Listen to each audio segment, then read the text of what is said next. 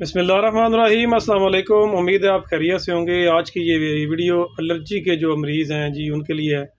और बहुत सारे लोग चूँकि पूछते भी रहते हैं, इस्लामाबाद में ख़ास तौर पे रहने वाले जो भाई हैं उनके लिए एक बात तो ये है कि जी इस्लामाबाद में अगर आपने रहना है तो यहाँ फिर आपको एलर्जी फेस करनी पड़ेगी। और अदरवाइज़ उसका एक ही बेहतरीन हल है कि आपने इलाका जो है ना छोड़ना पड़ेगा। नहीं तो यहाँ पे किसी को पानी की एलर्जी है, किसी को स्किन एलर्जी है, किसी को पोलन एलर्जी है, किसी को खाने की एलर्जी है, मतलब लादादाद किस्म की एलर्जियाँ हैं। और हत्ता कि लिबास जो है वो सीज़नल जब चेंज करते हैं तो उससे भी बाज़ को एलर्जी होती है। तो कोशिश ये कीजिए इन सारी चीज़ों को साथ अगर लेके चलना है और इस्लामाबाद में रहना है तो उसके लिए कुछ चीज़ों को आपको सीखना पड़ेगा। इंशाल्लाह ताला आपकी ज़िंदगी अच्छी गुजर जाएगी। अलबत्ता 100% इसका इलाज तो अभी तक कहीं मुमकिन नहीं है। यहाँ ज़्यादा मसला जो है इस्लामाबाद में या आल पाकिस्तान में कहीं देखा जाए तो पोलन एलर्जी का सबसे ज़्यादा इशू है, जिसमें आंखें रेड हो जाती हैं, नाक से पानी आने लग जाता है और जिस्म पे मुख्तलिफ़ हिस्सों पे ख़ारिश, इसी तरह की मुख्तलिफ़ शिकायत आने लगती हैं। और होता यह है कि उसमें जब लोग डॉक्टर्स के पास जाते हैं या अपने तौर पर मेडिसिन यूज़ करते हैं तो वो उनकी कोशिश होती है कि ये एलर्जी मुकम्मल ख़त्म हो जाए, और वो चूँकि ख़त्म नहीं होती और वो परेशानी के आलम में लादादाद किस्म की एंटी एलर्जीज़ जो है ना वो लेना शुरू कर देते हैं। और उसकी वजह से फिर उनको एक मसला और दरपेश हो जाता है कि उनकी भूख भी ख़त्म हो जाती है, और ये बहुत सारे लोग कम जानते हैं।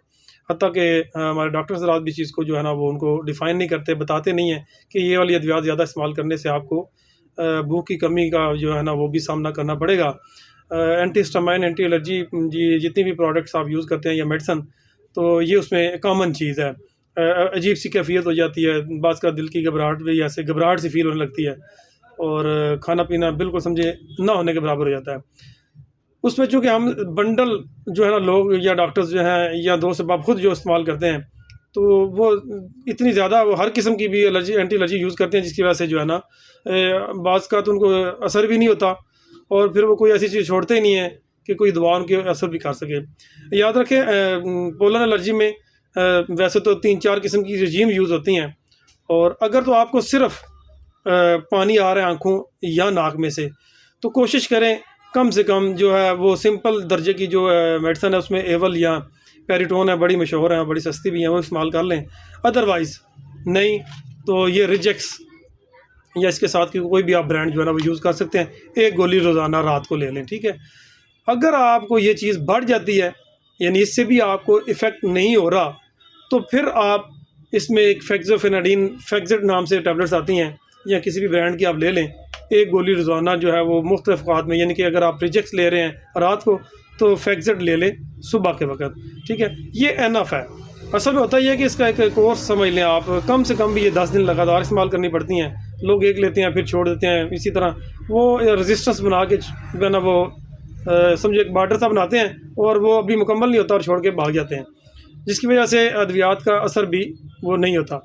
लेकिन ट्रिपल रजीम या डबल रजीम हमेशा तब यूज़ करें जब आपको समझें कि आपको रैश भी है, आँखों और नाक में भी जलन है, ठीक है जी, सर में भी ख़ारिश हो रही है और कंट्रोल ना होने की जब कंडीशन आ जाए, और हत्ता के साथ आपको बलगम भी, बाज़ बंदों को खांसी स्टार्ट हो जाती है जो वो रुकती नहीं है, तो उसमें आपने अक्सर देखा होगा कि यही टैबलेट रिजेक्स आती है, रात को एक ले लें, फेक्सेट ले लें आप सुबह, और मोंटिलोकास्ट आती है। अब ये माइटी का भी आती है इसमें और मोंटी का भी आती है, लेकिन ये मोन डे है, ठीक है। ये याद रखने डेविस कंपनी है पाकिस्तानी। इसको मैं सिर्फ इसलिए स्पेशली बयान कर रहा हूँ या दिखा रहा हूँ, मोन डे 10 mg, इसका रिज़ल्ट बड़ा अच्छा है। बाकी मल्टी नेशनल ब्रांड है हालांकि, लेकिन उसके बावजूद इसका रिज़ल्ट अच्छा है। मैं इसलिए बता रहा हूँ मोन डे आप एक रोज़ाना ले लें रात को, और ये आपको जो मोंटिलोकास्ट सोडियम का फार्मूला है या मोन डे या मोंटीगेट का, ये आप कम अज़ कम भी 1 माह तक यूज़ करें तो इसके ज़्यादा बेटर इफ़ेक्ट्स होते हैं। कम से कम 7 दिन बाद तो इसका सही इफ़ेक्ट्स आने लगते हैं। लोग चूँकि 1-2 दिन यूज़ करते हैं उनको प्रॉपर पता ही नहीं चलता, जिसकी वजह से ये जो है ना वो उनको प्रॉपर असर नहीं होता। इसके साथ आप कोई भी कोशिश करें मल्टी वाइटामिन अगर आप यूज़ कर लेंगे तो आपको ये भूख का असर जो है वो जो मसला है वो भी हल हो जाएगा। और फिर अगेन ये कहूँगा कि कम से कम आप इस्तेमाल करेंगे तो आपके लिए ज़्यादा बेहतर है, और फिर आप इस तरह आदी भी नहीं होंगे।